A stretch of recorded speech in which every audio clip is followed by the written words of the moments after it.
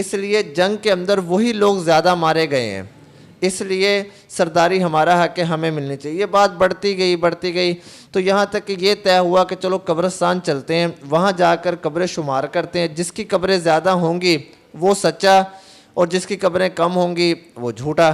تو یہ قبرستان چلے گئے، وہاں جا کے جب انہوں نے قبریں شمار کی تو بنی سہم کی تعداد بڑھ گئی۔ بنی سہم وہی جو پہلے لوگ تھے جنہوں نے کہا تھا کہ ہمارا قبیلہ بڑا مالدار ہے، لوگ بھی زیادہ ہیں، ان کی قبریں جو ہیں وہ تعداد میں زیادہ نکلی، تو اس پر اللہ تعالیٰ نے ان آیات کو نازل کیا۔ دینی اور دنیاوی معلومات کے لیے اس چینل محمد اسامہ شاہ الوی کو سبسکرائب کریں۔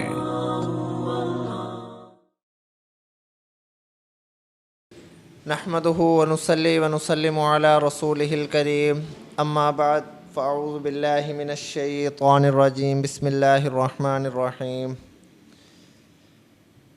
الهاكم التكاثر حتى زرتم المقابر كلا سوف تعلمون ثم كلا سوف تعلمون كلا لو تعلمون علم اليقين لترون الجحيم ثم لترونها عين اليقين ثم لتسألن يومئذ عن النعيم صدق اللہ العظیم۔ پارہ نمبر 30 سورۃ التکاثر، آیت نمبر 1 تا آیت نمبر 8 تک تلاوت کی ہے۔ ان آیات مبارکہ کا ترجمہ الہاکم التکاثر، غفلت میں ڈال دیا تم کو مال کی کثرت نے، یا دوسرا ترجمہ اس کا ایسے بھی کر سکتے ہیں کہ غفلت میں ڈال دیا تم کو کثرت مال پر فخر کرنے نے، حتی زرتم المقابر، یہاں تک کہ زیارت کی تم نے قبروں کی، کلا سوف تعلمون، ہرگز نہیں عن قریب جان لوگے تم، ثم کلا سوف تعلمون، پھر ہرگز نہیں عن قریب جان لوگے تم، کلا لو تعلمون علم الیقین، ہرگز نہیں اگر جان لیتے تم یقین کا جاننا، لترون الجحیم، اللہ کی قسم ضرور دیکھو گے تم جہنم کو، ثم لترونها عین الیقین، پھر ضرور بھی ضرور دیکھو گے اس جہنم کو یقین کی آنکھ سے، ثم لتسألن یومئذ عن النعیم، پھر ضرور بھی ضرور سوال کیے جاؤ گے اس دن تم نعمتوں کے بارے میں۔ سورۃ التکاثر آیت نمبر 1 تا آیت نمبر 8 تک تلاوت کی ہے اور ان کا ترجمہ بیان کیا۔ سورۃ التکاثر کا ماقبل سورت کے ساتھ ربط، گزشتہ سورت میں قیامت کے احوال کا بیان کر کے انسان کو اللہ تعالیٰ نے تنبیہ کی تھی، اور اس صورت میں بھی احوال قیامت کا بیان کر کے انسان کو اس کی غفلت کے اوپر اللہ رب العزت تنبیہ فرما رہے ہیں۔ اس صورت کے شان نزول بھی ہیں اور 2 شان نزول ہیں، دونوں انشاءاللہ ذکر کریں گے۔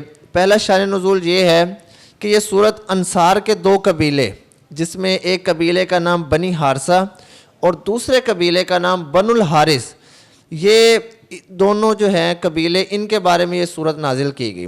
نازل کرنے کی وجہ کیا تھی کہ یہ دونوں اپنے مال کی کثرت اور اپنے آباء و اجداد پر فخر کرتے تھے، اور فخر اتنا زیادہ کرتے تھے کہ وہ فخر کرنے کی وجہ سے وہ قبرستان میں چلے گئے، وہاں جا کر قبروں کی طرف اشارہ کر کر کہنے لگے کہ کیا ہمارے اس شخص جیسا کوئی شخص ہے تمہارے پاس؟ اگر ہے تو ہمیں دکھلاؤ۔ تو اس پر اللہ تعالیٰ نے یہ صورت نازل کی۔ دوسرا اس صورت کا شان نزول یہ ہے کہ 2 قبیلے، ایک بنی عبد مناف اور دوسرا بنی سہم، وہ لوگ کسی مجلس میں اپنے مفاخر کا ذکر کرنے لگ گئے کہ ہم نے یہ کیا، ایک نے یہ کیا۔ اس میں سے ایک قبیلے نے یہ کہا کہ ہمارا قبیلہ بڑا مالدار قبیلہ ہے اور ہمارے قبیلے میں لوگ بھی زیادہ ہیں، اس لیے جو سرداری ہے وہ ہمارا زیادہ حق ہے، ہمارے علاوہ سرداری کسی اور کو نہیں ملنی چاہیے۔ دوسرے قبیلے نے کہا کہ ہمارے قبیلے کے لوگ جو ہیں وہ زیادہ بہادر ہیں، اس لیے جنگ کے اندر وہی لوگ زیادہ مارے گئے ہیں، اس لیے سرداری ہمارا حق ہے، ہمیں ملنی چاہیے۔ یہ بات بڑھتی گئی تو یہاں تک کہ یہ طے ہوا کہ چلو قبرستان چلتے ہیں، وہاں جا کر قبریں شمار کرتے ہیں، جس کی قبریں زیادہ ہوں گی وہ سچا اور جس کی قبریں کم ہوں گی وہ جھوٹا۔ تو یہ قبرستان چلے گئے، وہاں جا کے جب انہوں نے قبریں شمار کی تو بنی سہم کی تعداد بڑھ گئی۔ بنی سہم وہی جو پہلے لوگ تھے جنہوں نے کہا تھا کہ ہمارا قبیلہ بڑا مالدار ہے، لوگ بھی زیادہ ہیں، ان کی قبریں جو ہیں وہ تعداد میں زیادہ نکلی، تو اس پر اللہ تعالیٰ نے ان آیات کو نازل کیا۔ الہاکم التکاثر حتی زرتم المقابر۔ اگر تکاثر کا معنی ہم لیتے ہیں تفاخر یعنی کہ فخر، تو اس سے مقصد یہ ہوگا کہ تمہیں اولاد تمہارے مال پر تفاخر کرنے نے اللہ کی عبادت سے تمہیں کیا کر دیا؟ غافل بنا دیا، اور تم تفاخر میں اس قدر بڑھ گئے کہ تم قبروں کو شمار کرنے کے لیے قبرستان چلے گئے۔ یہ ایک اس کا یہ ہوگا۔ اور اگر ہم اس کا مطلب یہ لیتے ہیں دوسرا، تفاخر نہیں لیتے کہ کوئی اور مطلب لیتے، تو پھر مقصد یہ ہوگا کہ تم لوگوں کو مال و دولت کی بہتات اور کثرت نے اللہ تعالیٰ کی عبادت سے غفلت میں ڈالے رکھا ہے، اور تمہاری یہی غفلت کی حالت وجہ سے تم آخرت کے اندر اپنے انجام بد کو پہنچو گے، تمہارا حساب کتاب اچھا نہیں ہوگا۔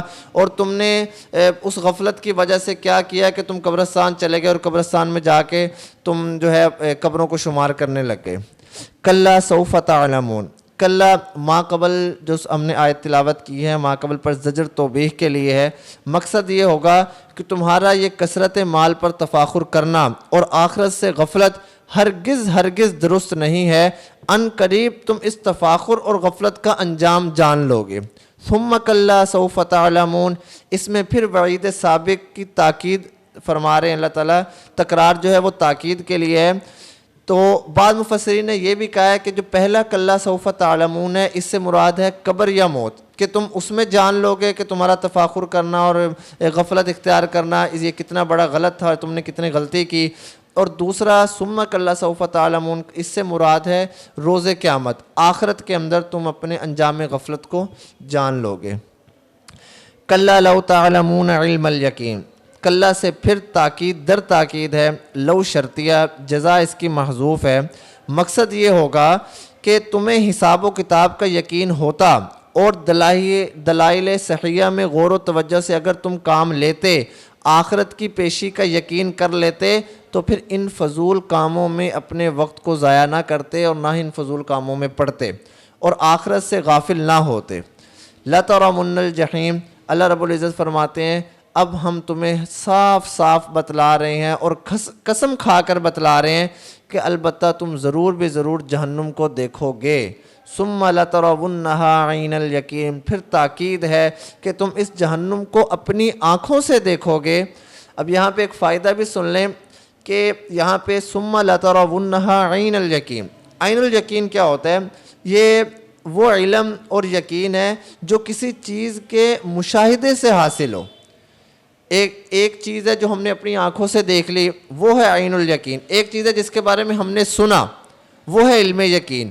اور عین الیقین جو ہے وہ علم یقین سے زیادہ اعلیٰ درجے کا ہوتا ہے، یعنی کہ زیادہ بڑا ہوتا ہے۔ جیسے کہ حضرت موسیٰ علیہ السلام کو اللہ تعالیٰ نے کہا کہ تمہاری جو قوم ہے وہ ایک بچھڑے کی عبادت میں مشغول ہو گئی ہے، تو حضرت موسیٰ علیہ السلام نے بات تو اللہ تعالیٰ نے سچ کہی اور حضرت موسیٰ نے ان کی بات مان لی، لیکن جب حضرت موسیٰ علیہ السلام واپس گئے اپنے قبیلے کو اس حالت میں دیکھا، خود مشاہدہ کیا، تو تورات کی تختیاں حضرت موسیٰ علیہ السلام نے پھینک دی، یعنی کہ ان کو زیادہ برا لگا۔